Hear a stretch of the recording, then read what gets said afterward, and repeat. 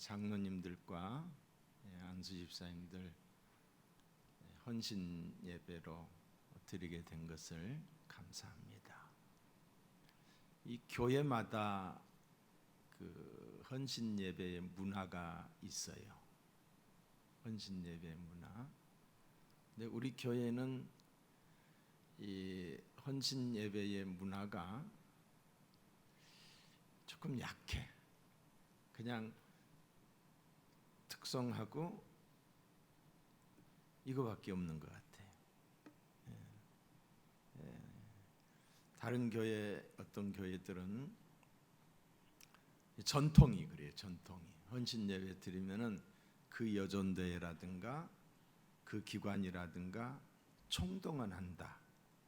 그리고 그날은 특별히 단합을 위해서 모임도 갖게 되고, 그리고 온 회원들이 같이 헌신한다. 이런 게 정착이 돼 있어요.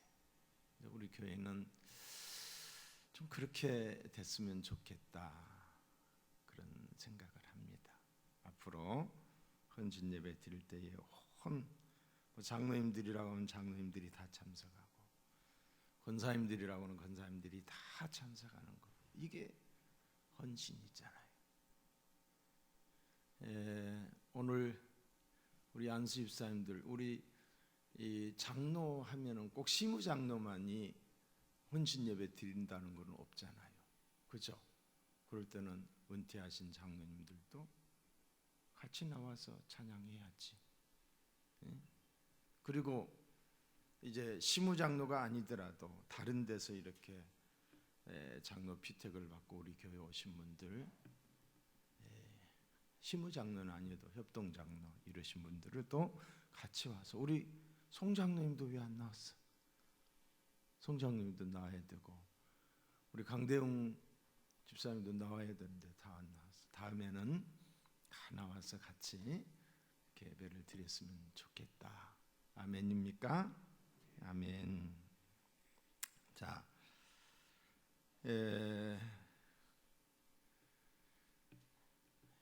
깨달음의 정도 차이. 우리가 같이 예수를 믿지만은 깨달음의 정도 차이가 있을까요, 없을까요? 이게 실력의 정도 차이가 있듯이 다르다라고 생각을 해요. 뿐만 아니라 은혜의 깊이도 각자 사람에 따라서 다르다, 그런 생각을 합니다. 제가 최근에 받은 그런 깨달음, 그 깨달음을 통해서 사람은 뭐예요? 성숙하는 거예요. 아하 하고 깨닫는 순간에 삶이 깊이가 있어지고, 남을 이해하는 이해의 폭이 넓어지고, 성숙하는 거, 성장하는 거예요. 성장하는 거예요. 여러분, 에스겔 47장에 보시면은 문지방에서 이렇게 물이 흘러나와요. 성전의 문지방에서 물이 흘러나오는데, 그 나오는 물을 이렇게 측량을 해요. 측량을 하는데 그 물이 처음에는 발목에 찼더라 그랬어요. 발목. 그리고 두 번째로는 무릎까지 찼더라. 그리고 세 번째로 다시 측량을 해보니까 허리에 찼더라 그랬어요. 허리에. 그리고 마지막으로 측량했을 때는 창이란 단계. 창이란 단계. 물의 깊이에 따라서 저는 이 성전 문지방에서 나오는 물이 여러 가지로 해석할 수가 있어요. 성전 문지방에서 나오는 물이니까 말씀일 수가 있지요. 또 은혜일 수가 있지요. 그리고 성령 충만으로도 해석을 할 수가 있어요. 그렇다고 할진데, 발목에 찬 어떤 은혜, 말씀의 깨달음, 발목에 찬 성령을 안 받은 건 아니에요. 그러나 성령을 받기는 받았는데 발목. 여러분, 물이 발목에 차 있다라고 한다면은 우리가 물의 지장을 받아야 안 받아요? 전혀 안 받습니다. 얼마든지 막 달려갈 수가 있어요. 물론 맨 땅에서 달리는 것과 같지는 않겠지만은 발목에 찬 물에서는 막 달려갈 수가 있다 이 말이에요. 다시 말해서 은혜를 안 받은 것은 아닌데 은혜를 받기는 받았는데 내 마음대로 산다는 거예요. 내 마음대로 살아가요. 내 마음대로. 그런데 물이 무릎에 차오면 약간의 지장을 받아요. 많은 지장은 아니야. 얼마든지 지 마음대로 이리 갔다 저리 갔다 하면서 다니기는 다니지만 뭔가 좀 불편해요. 은혜를 받았어요. 은혜를 받았는데 여전히 지 마음대로 살아요. 근데 태클이 걸리는 거죠. 이건 아닌데, 이래서는 안 돼요. 무릎에 찬 신앙은 전혀 그런 것도 없어요. 그런 것도 없이 아주 그냥 지 생각대로 지 마음대로 일 다 저지르고 그러면서도 신앙생활을 하는 거예요. 근데 무릎에 차면 그렇지 않아요. 약간의 지장은 있어요. 근데 물이 나를 어찌하지 못하는 거예요. 내 마음대로 여전히 산다 이 말이. 내 마음대로. 그런데 물이 허리에 차게 되면은 어떻게 되느냐? 사람의 힘이 어디에서 나와요? 허리에서 나오는 거예요. 허리에서. 근데 물이 이렇게 허리에 차게 되면은 물에 그때 지장을 받아요. 근데 물이 허리에 찼을 때 물발이 아주 강력하게 이렇게 세게 흘러간다. 그냥 고여 있는 물이 아니고 물발이 세다 하면 물의 힘에 의해서 몸이 붕 떠버리는 거예요. 붕 떠요. 그러니까 물의 지장을 받는다는 거죠. 은혜의 지장을 받아요. 은혜의 이끌림을 받아요. 성령의 역사가 내 안에서 일어나는 거예요. 일어나는 거예요. 그런데도 반신반의. 이게 같이 이렇게 왔다 갔다 이렇게 하는 거예요. 은혜의 깊이에 따라서, 성령의 충만에 따라서 다르다는 거죠. 그런데 창이란 단계에 이르게 되면은 물이 막 넘쳐버리는 거야. 넘쳐가지고 어떻게 돼요? 내 힘으로는, 내 힘을 쓰면 쓸수록 어떻게 되는 거예요? 물속에 더 가라앉는 거예요. 그렇죠? 우리가 물에 들어가게 되면은 몸에 힘을 쫙 빼고 그냥 가만히 물에다 몸을 맡기고 살랑살랑 이렇게만 하면 몸이 붕붕 떠요. 그러니까 수영을 하다가 너무 지치잖아요. 지치면 그냥 가만히 몸에 힘을 쫙 빼고 가만히 있으면 둥둥둥둥 떠내려가는 거예요. 내 힘이 전혀 미치지 않는, 다시 말해서 성령 충만의 삶을 이야기하는 거예요. 은혜 충만의 삶을 사는 거예요. 나와 세상은 관계도 없고 오직 구속한 주만 보이는, 주님께 온전히 지배를 받는 은혜 충만의 삶, 이게 창이란 단계인 줄로 믿습니다. 그러니까 깊이가 다르다는 거예요. 높이가 다르다는 거예요. 넓이가 달라요. 바라옵고 오락기는 성령 충만, 말씀 충만, 차고 넘침이 우리 가운데 있기를 주의 이름으로 축복합니다. 자, 저는 지금까지 얕은 물가의 사람이었어요. 제가 제 자신을 평가할 때 그렇다 이 말이에요. 여러분들이 나를 가르쳐서 그렇게 말하면 안 되고, 내가 내 자신을 볼 때 너무 얕은 물가의 사람이었다. 너무 높지 않는 아주 작은 봉우리의 사람이었다. 바닥이 환히 들여다보이는 얕은 셈의 사람이었다. 누가? 내가 나를 볼 때에. 고백적 설교입니다. 여러분, 얕은 물가는 바닷가에 갔을 때에 얕은 물가는 어때요? 소리만 요란해요. 파도가 와서 부셔지는 소리만 철썩 철썩 하면서 요란해요. 얕은 물가도 바다잖아요. 거기도 바다는 바다이지만은 깊이가 없기 때문에 그곳에서는 고기가 있어도 작은 것들, 송사리 같은 것들, 큰 고기는 접근을 못하는 거지요. 그런데 여러분, 바다의 깊이는 헤아릴 수가 없어요.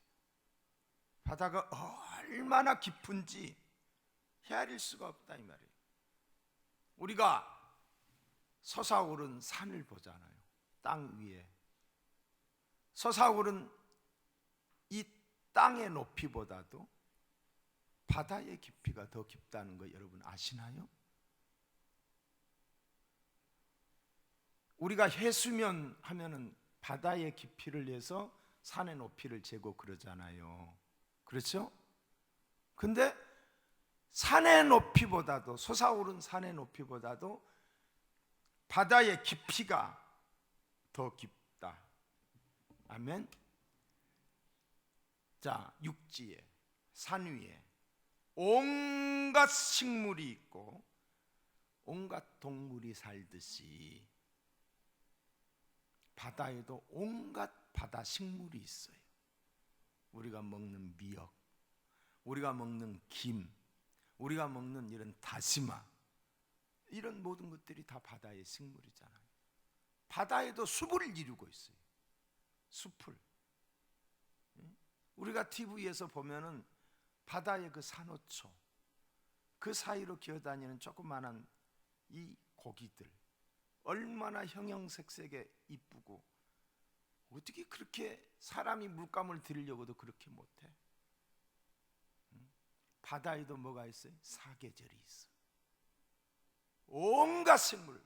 제가 오늘 인터넷에 들어가 가지고 바다의 고기의 종류가 얼마나 될까 하고 찾아보는데 못 찾겠더라고. 그건 안 뜨더라고.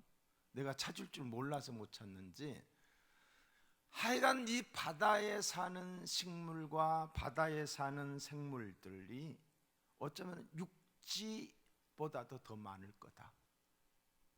왜? 지구의 3분의 2가 바다잖아요. 바다의 깊이가 더 깊잖아요. 그렇기 때문에 우리가 육지에 이런 온갖 종류의 뭐가 있어요. 나무가 있고, 뭐 조그마한 지렁이에서부터 뭐 코끼리 뭐 이런 거 별별 것이 다 있듯이, 별별 것이 다 있듯이 바다에도 보면요, 바다에도 보면 바다 지렁이가 있어요. 바다에도, 바다에 그 갯벌에서 사는 이런 그런 이 땅의 이 시궁창에서 사는 것처럼 그런 것들도 있고, 바다에 조그만한 새우에서부터 큰 고래에 이기까지 얼마나 많은 크고 작은 생김새도 아주 정말 이쁘게 생긴 것도 있고 우스꽝스럽게 생긴 것도 있고 아주 그냥 고기 같지 않는 것들이 온갖 뽐내를 내면서 한마디로 말해서 바다의 깊이를 헤아릴 수가 없다 이 말이에요. 뿐만 아니라 이 바다 속에는 온갖 광물질이 바닷속에 있어요. 그렇죠?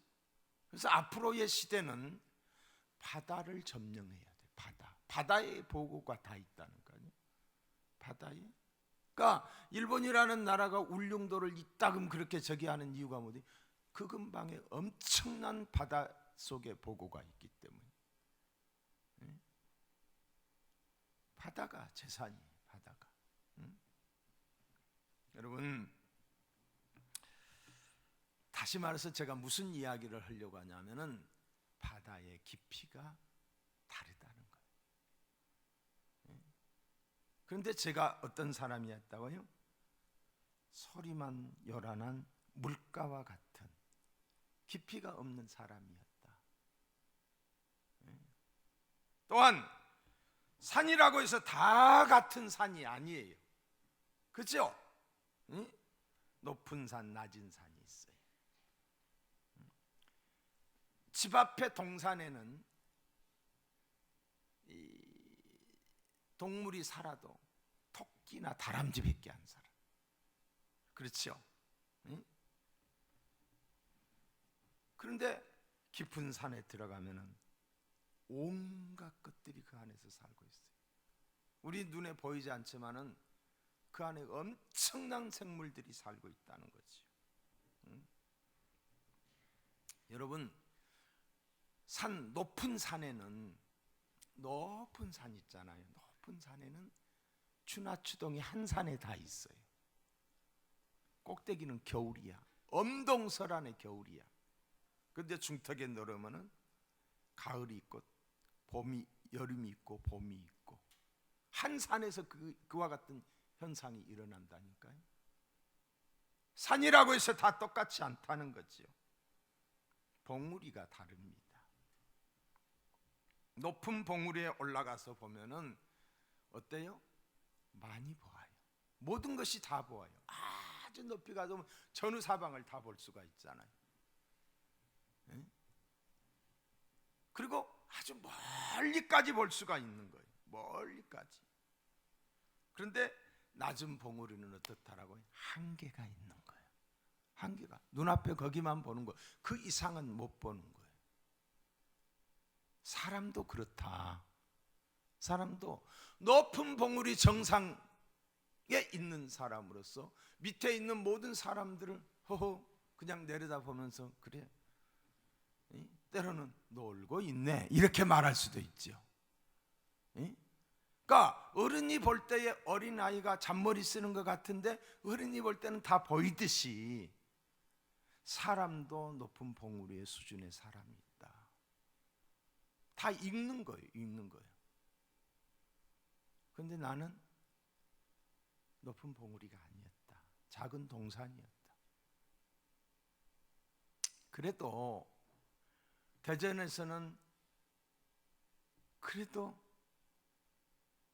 우리 칠영재 목사님들이 지금까지 대전의 교계를 리드하다시피 했어요. 같이 만나서 이야기하면 이야기의 그 수준이 달라요. 어떤 이야기거리의 주제가 달라요. 폭이 다르다 이 말이에요. 근데 제 자신을 볼 때에 높지 않는 봉우리였다. 솔직한 고백입니다. 또 하나는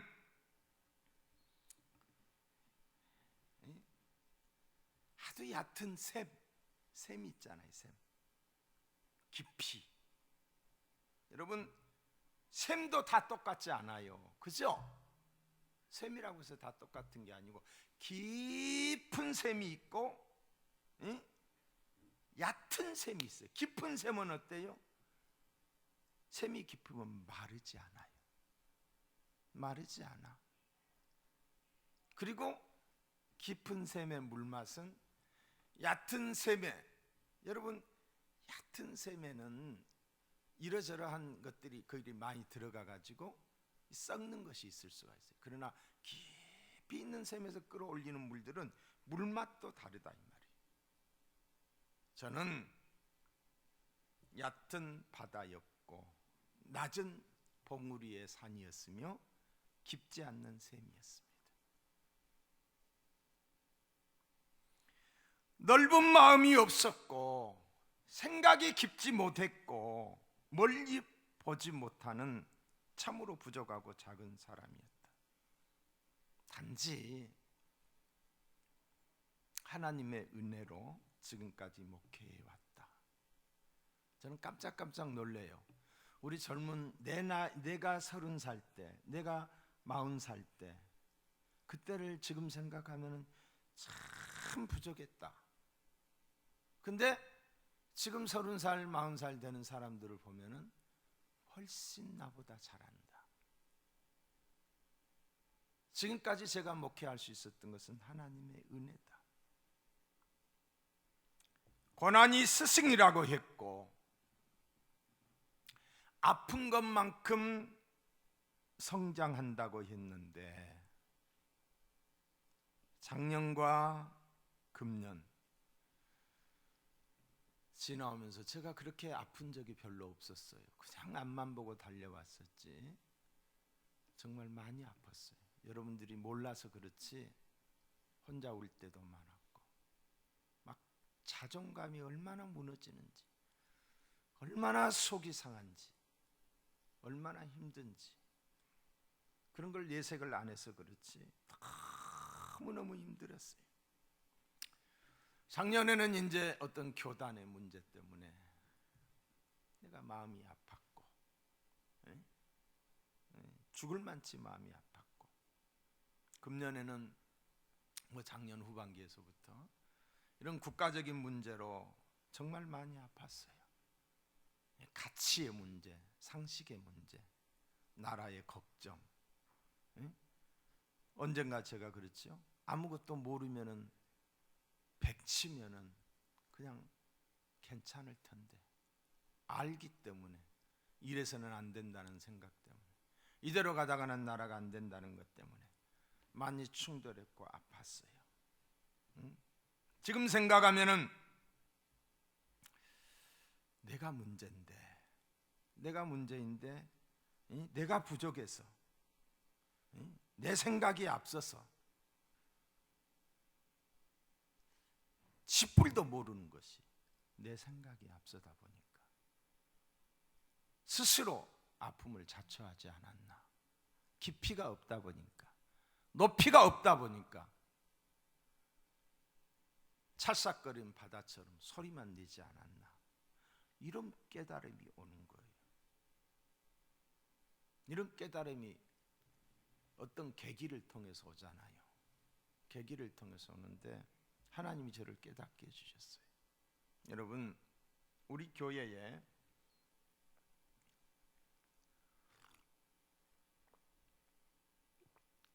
어느 집사님이 계셔요.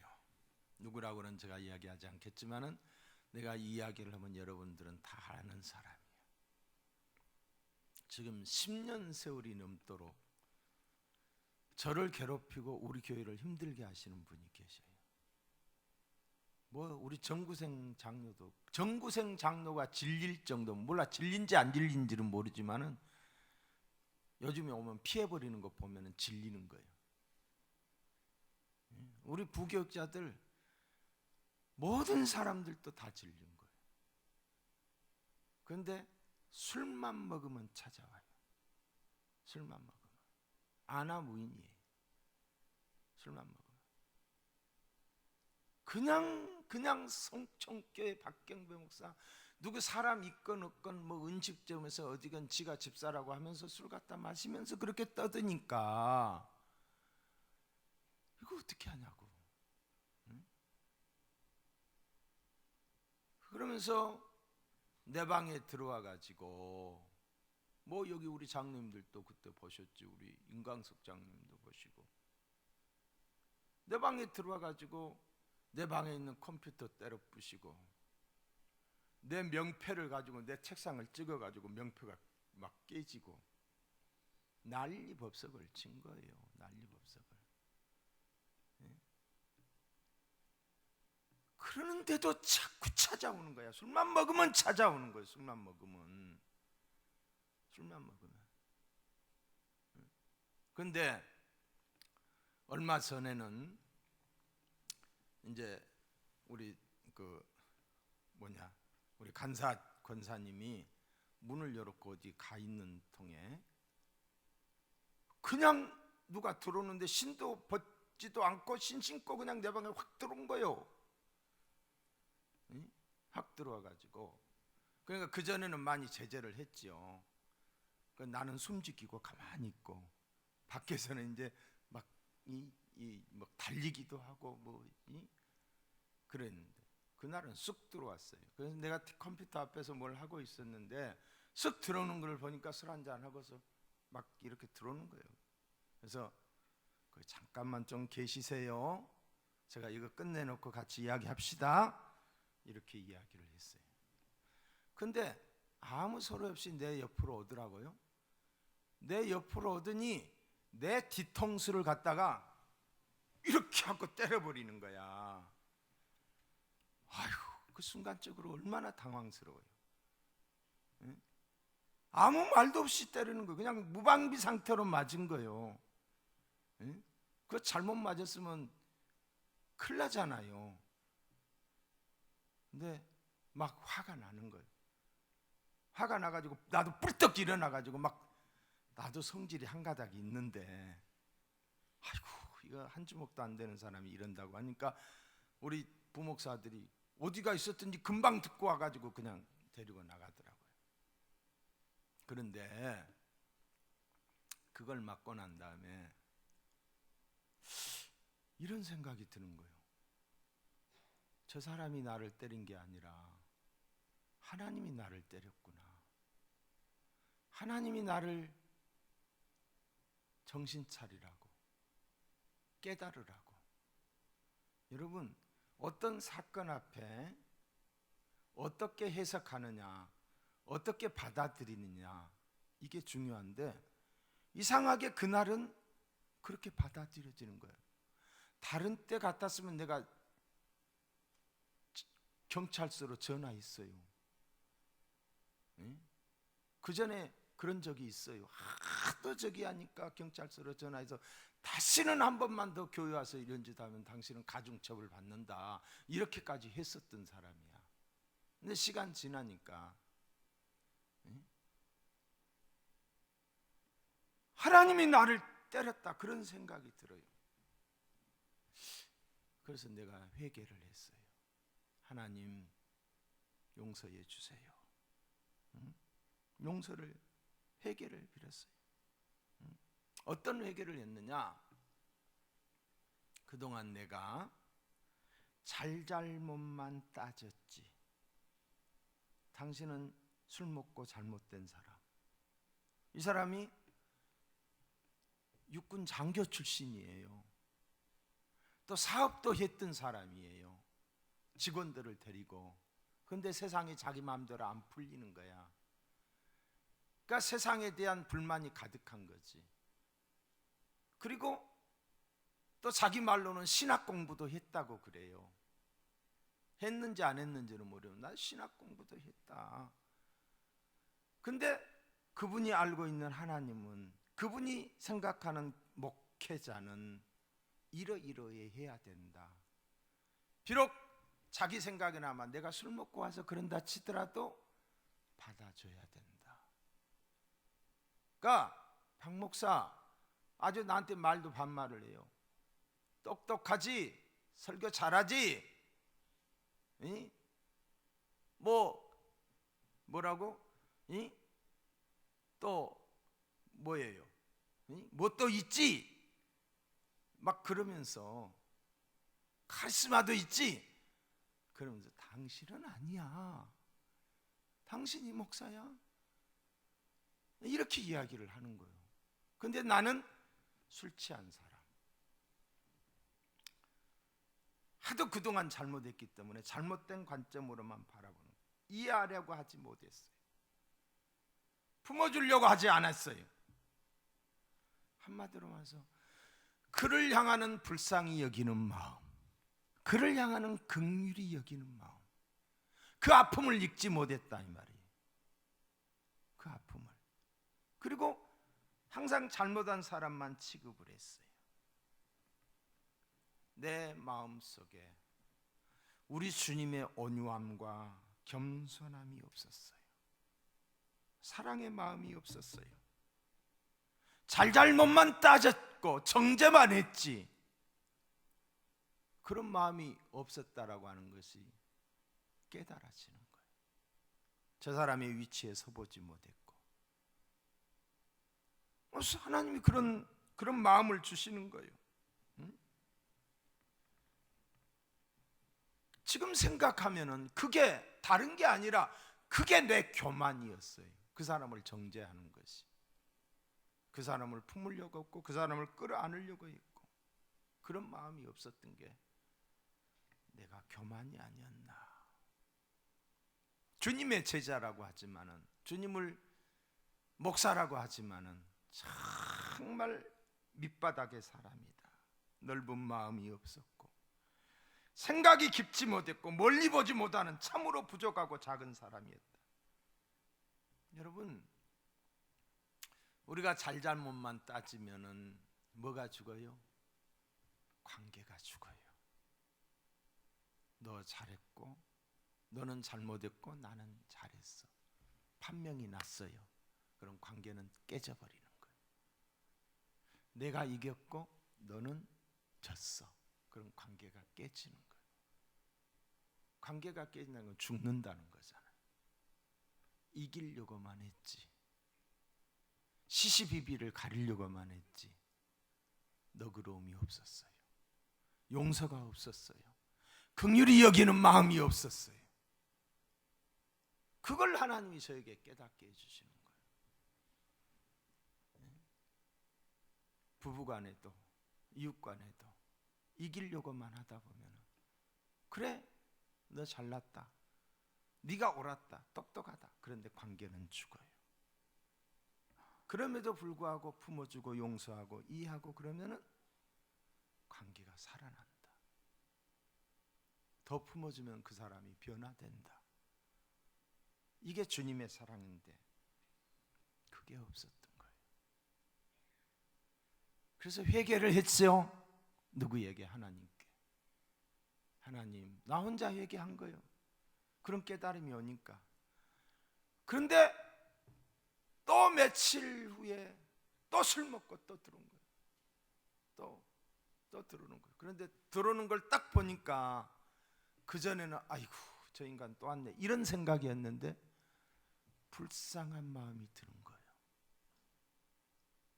저는 하나님이 주신 마음이다.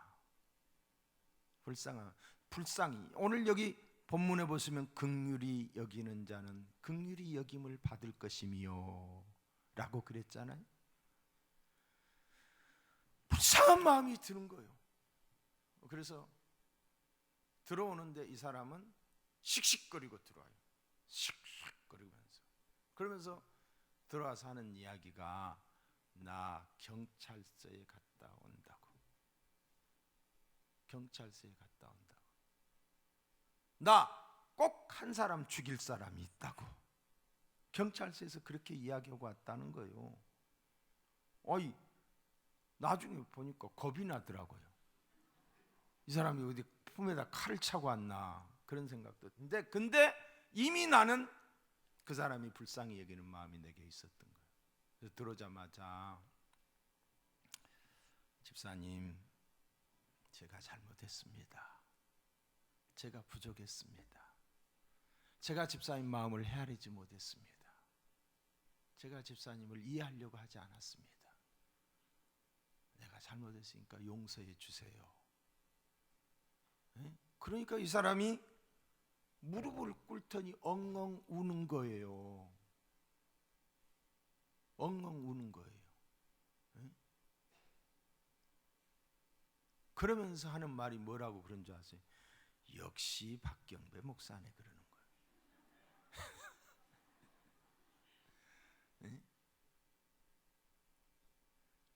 여러분, 하나님이 깨닫게 하지 않으면 나는 깨닫지 못해요. 개인적인 문제든 내 개인적인 문제이든 국가적인 모든 문제 앞으로는 그런 생각이 들어요. 이런 문제 앞에 우리 주님은 어떻게 하셨을까? 주님은 어떻게 하셨을까? 물론 우리 주님이 화냈던 때를 한번 내가 생각해 봤어요. 하나님의 영광을 도둑질하는 무리들 앞에. 그렇죠? 그게 바리새인들과 서기관이잖아요. 하나님의 성전에서 돈을 바꿔주고 또 장사를 하고 그런 사람들 앞에 주님이 채찍을 들고 내리치셨어요. 의분이 있었다 이 말이에요. 하나님의 영광을 훼손할 때. 그러나 인간관계에 있어서 어떤 시시비비라든가 이런 어떤 이익권이라든가 이런 것들, 개인적인 문제에 있어서는 우리 주님이 어떠했던가? 침묵하셨어요. 참으셨어요. 기다리셨어요. 국가적인 문제 앞에서도 주님이 어떠했던가 내가 생각해 봤어요. 빌라도, 당시에 헤롯 왕, 이런 사람들 앞에서도 침묵했어요. 그런데 주님은 뭐 하셨나요? 찾아보니까 기도하셨더라고요. 기도하셨어요. 우리가 할 수 있는 최고의 방법이 뭐냐? 주님께 아뢰는 거예요. 주님의 뜻을 묻고, 주님의 뜻을 묻기 전에 내 인간적인 어떤 기준에 맞추어서 이건 틀렸다, 저건 맞았다, 그래서 의분이 일어나서 또 그것 때문에 분한 마음도 생겨지고 인간적으로 하려고 했던 거, 이게 많은 부분에서 참 내가 부족했구나. 앞으로는 정직하게 하나님께 아뢰고, 정직하게 하나님께 아뢰고 주님의 마음 온유와 겸손으로 사랑을 실천해야 되겠다. 그렇게 살려고 합니다. 그렇게 목회해야 되겠다.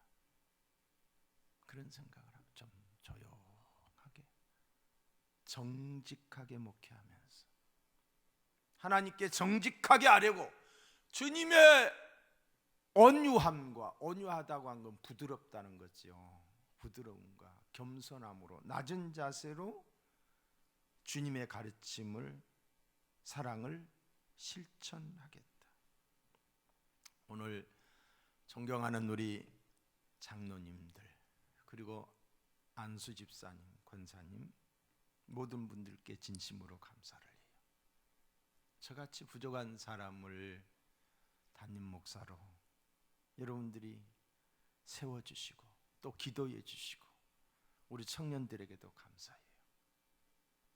함께 해주신 것 너무 감사해요. 저는 제 자신이 저를 생각할 때도 멋없는 목사예요. 멋있는 목사들 많아요. 재밌는 목사들 많아요. 근데 너는 멋대가리가 없어요. 여러분 보기에도 그렇지 않아요? 진짜 멋대가리 없어요. 꽝이에요, 꽝. 여러분 이해해 주시기 바라요. 제가 천생적으로 막 누구를 이렇게 오냐 막 떠받들고 막 비유 맞히고 이런 짓을 못해요. 나는 그거 좀 했으면 좋겠어. 장로님 최고야. 장로님, 아이고 우리 장로님, 이렇게 해야 되는데 나 그거 못해. 권 장로님, 나 그거 못해요. 황 장로님, 나 그런 거 못해. 그렇게 하면은 다들 좋아해요. 그런데 나는 그거 안 되는 걸 어떡하냐고. 생겨 처먹은 게 이렇게 생겨 처먹었는데, 그냥 이해하세요. 이해하시라고. 그렇게 하면은 안 될 일도 될 수 있을 거예요. 그런데 나 그렇게 못 한다니까. 여러분들이 이해해 주라니까요. 아멘 좀 하시오. 대신에 성실하겠습니다. 정직한 목회자가 되겠습니다. 그리고 말씀과 기도로만 여러분을 섬기겠습니다. 말씀과 기도로, 기도하고 말씀으로 여러분들을 섬기겠어요. 섭섭하게 생각하지 마세요. 그렇게 생겨 처먹었다니까. 어쩔 수 없어요. 멋대가리 없어요. 재미없어요. 여러분들이 그렇게 해주기를 바라는 것 같은데 내가 대장간에 들어가서 완전히 그냥 막 녹아져가지고 그렇게 나오지 않는 이상 그렇게는 못할 것 같아요. 어쨌든 우리 목사님은 그렇게는 못해도 속정이 있다. 아멘. 마음은 그렇지 않다. 여러분들이 그렇게 좀 다른 사람들에게도 이야기해 주시기 바래요. 아멘입니까? 여러분, 긍휼히 여기는 마음, 우리 서로가 장로님들 간에도 그럴 수도 있지. 좀 아닌다 싶은 사람도 있잖아요. 오늘같이 이렇게 헌신 예배 드리는데도 안 나오시는 분들 있잖아요. 물론 무슨 일이 있어서 안 나올 수도 있지만은 아예 그냥 연락 없이 안 나올 수 있잖아요. 그럴 수도 있지. 남을 비판하거나 정죄하지 말고 그냥 위에서 기도하고 내 할 일 잘하면 되는데 그것 때문에 내가 속상해할 필요는 없다. 아멘. 안수 집사는 안수 집사님대로 절대로